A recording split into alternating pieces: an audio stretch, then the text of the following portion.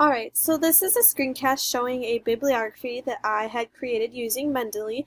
Mendeley is a research tool that can help you annotate articles and PDF files that are needed for a research paper.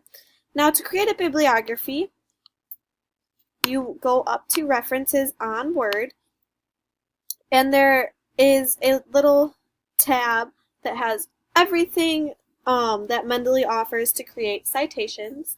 So you click Insert or Edit Citation. Then Mendeley will pop up. You'll go ahead and click it again. You'll type in the author's name or a keyword. So I will choose this one.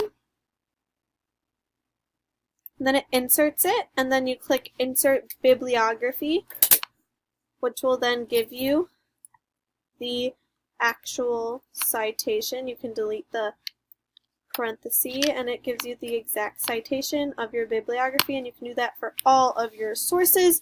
And once that is done, then you have your full bibliography.